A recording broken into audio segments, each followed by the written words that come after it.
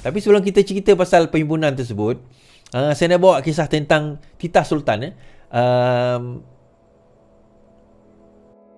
Tadi ada siang tadi lah kot, ada lawatan daripada pegawai wakil PAS berjumpa dengan Sultan Selangor. Kan? Berjumpa Sultan Selangor. Tapi Sultan Selangor telah mengeluarkan satu kenyataan bahawa isu Sanusi belum selesai titah Sultan Selangor. Sultan Selangor Sultan Sharafuddin Idris Shah Al-Haj bertitah bahawa isu kenyataan Menteri Besar Kedah Muhammad Sanusi yang didakwa menghina baginda belum selesai. Baginda bertitah bahawa perkara ini masih belum selesai katanya. Duli Maulid dalam Selangor Royal Official Office di dalam Facebook Duli Yang Mulia Sultan Selangor Sharifuddin Idris Shah Al-Haj berkenan menerima menghadap Pesuruhjaya PAS Selangor YB Datuk Dr. Ahmad Yunus Hairi dan Ketua Polis Selangor YDHCP Datuk Husin Omar Khan di Istana Bukit Kayangan Shah Alam. Pertemuan secara basingan telah membincangkan mengenai kenyataan dikeluarkan oleh Menteri Besar Kedah Datuk Sanusi. Kenyataan itu juga mendedahkan Pesuruhjaya PAS menghadap Sultan. Pertemuan itu secara berasingan pejabat itu membincangkan mengenai kenyataan Sanusi. Dalam ceramah hanya dianggap menghina Sultan Selangor. Sanusi beberapa hari lepas memohon maaf kepada Sultan Selangor kerana kata baginda kerana baginda memilih Menteri Besar Cokia lekeh kita mengkritik Amiruddin. Sanusi bagaimana itu mendakwa kenyataannya diputar bulit oleh musuh BN dan Pakatan Harapan. Berikut adalah kenyataan Sanusi yang menimbulkan kontroversi dan mengundang laporan polis itu. Okay, ini kenyataan dia.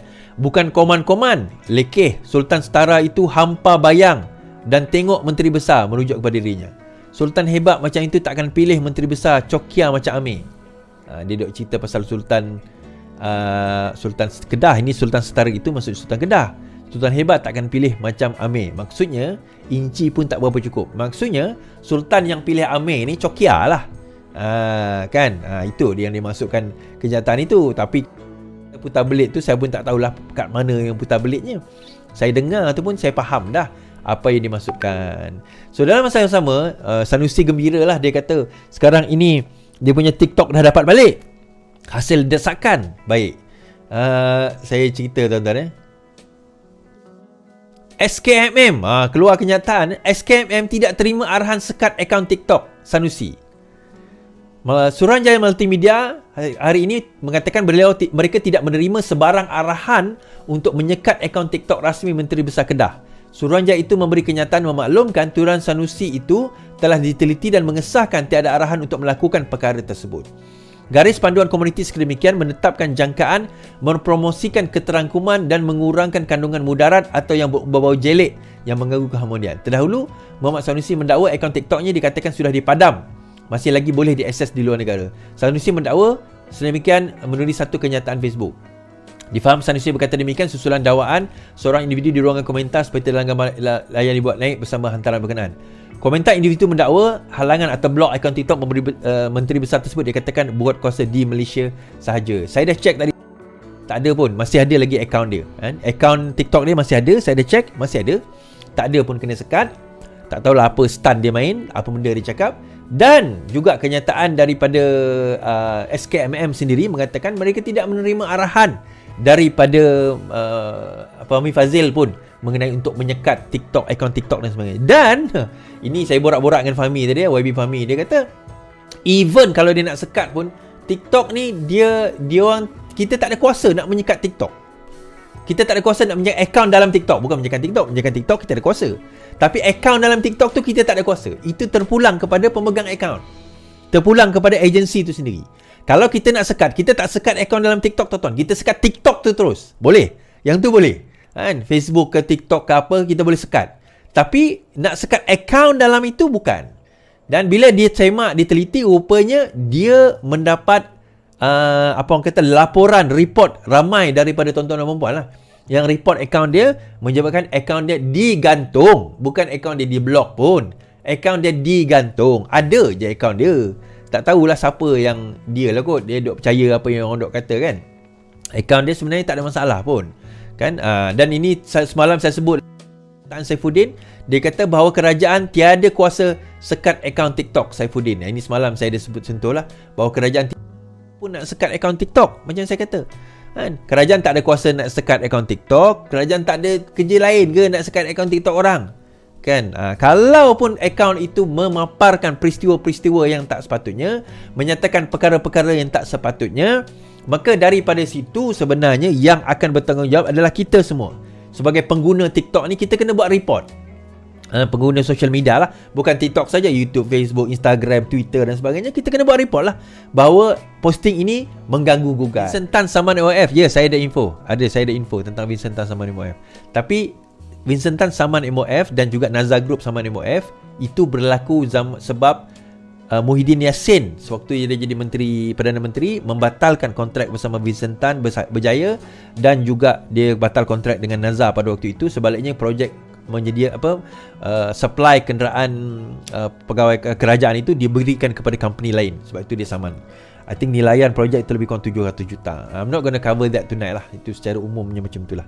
Baik, kita baca dulu berita terkini yang menarik. Miskin Tegar boleh beli barang runcit RM600 dengan hanya tunjuk IC. Penerima sumbangan asas rahmah atau SARA boleh membuat pembelian barangan keperluan asas tanpa tunai di 600 pasaraya dan kedai runcit di seluruh negara yang terlibat dalam program itu, kata Timbalan Menteri Keuangan Datuk Seri Ahmad Mazlan. Bercakap pada sidang media setelah melancarkan program pengakuan sukarela VDP 2.0 di Putrajaya hari ini, beliau berkata antara premis terlibat adalah rangkaian Maiden, 99 Speedmart, Econ-Safe, Lotus Malaysia dan Giant Hypermarket. Penerima SARA hanya perlu menunjuk IC ketika membuat pembayaran di mana-mana 600 pasaraya atau kedai runcit terbabit. Jika ada baki sumbangan dari bulan pertama, baki boleh carry forward ke hadapan untuk bayaran bulan yang berikutnya, katanya. Ahmad berkata senarai penuh pasaraya dan kedai runcit boleh dilihat dalam portal yang berikut. Yang ini, jadi saya akan sharekan portal ini. Semalam kerajaan mengumumkan lebih 210,000 penerima STR dalam kategori miskin Tegar berdasarkan data e-Kasih akan menerima SARA berjumlah RM600. Mulai hari ini dalam bentuk tanpa tunai berjumlah RM100 setiap bulan bagi tempoh 6 bulan sehingga Disember ini. Maksudnya dia 100, 100, 100. So katakanlah tuan-tuan belanja tak sampai 100 bulan ni, katalah RM50, RM90, RM70, duit itu akan carry forward sehingga total 600. Dalam pengamal lain, Ahmad berkata Jabatan Kastam berjaya mengutip hasil sebanyak okey, itu tak payahlah. So kalau tuan-tuan ada lah rakan ataupun mungkin tuan-tuan dan puan-puan sendiri nak semak dan sebagainya, boleh pergi ke portal e-Kasih. Ada yang tanya macam mana nak semak Is, atau nak bantu kawan-kawan, atau tuan-tuan dan puan-puan nak buat penerangan pula di kampung, nak kata kami pun teringin nak bantu Is kan, boleh tolong share tuan-tuan. Kenapa 700-nya? Maka bolehlah pergi ke portal ini, iaitu e-Kasih, portal e-Kasih. Di situ boleh masukkan IC dan buat semakan mengenai siapa yang layak untuk nak dapatkan nak dapatkan bantuan tersebut. So untuk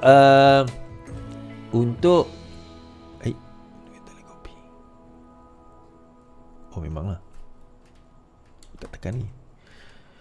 So untuk kedai-kedai tersebut, tuan-tuan boleh tengok dekat senarai ini, bantuan hasil dekat dalam ni boleh tengok kedai-kedai. Tapi senang cerita, pergi saja ke kedai yang saya sebutkan tadi. So daripada situ boleh tanya, boleh tak dapat bantuan. Sekiranya kena check dulu dalam website saya sebut tentang e-Kasih tadi, tentang ini bahawa layak menerima bantuan e-Kasih, maka daripada situ barulah boleh dikatakan dapat bantuan-bantuan tersebut. Jadi mudah sebenarnya bantuan sekarang ini. Kerajaan dah ada menyediakan kemudahan, dan kita sebagai penerangan ni kena terangkanlah apa bentuk bantuan yang kita ada. Tadi juga saya saya juga ada satu lagi inisiatif yang diwujudkan juga oleh kerajaan, terutama kepada golongan-golongan miskin juga, di mana mereka boleh pergi ke klinik-klinik swasta yang tersenarai untuk mendapat rawatan sehingga RM200 lah, dan benda tu juga boleh carry forward dengan syarat yang sama, iaitu mereka mendapat bantuan STR. Mendapat bantuan STR. Saya baca tadi ada satu perkongsian malam ni juga tuan-tuan, dikatakan bahawa kejap.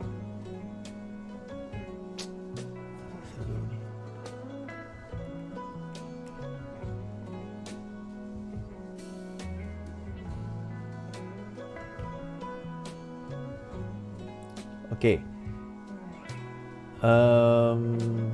Program Madani Afiat dilancarkan pada 9 Julai sebagai usaha antara lain adalah untuk meningkatkan kesedaran dan tahap kesihatan rakyat, mengesan dan mencegah risiko penyakit tidak berjangkit atau NCD, non-communicable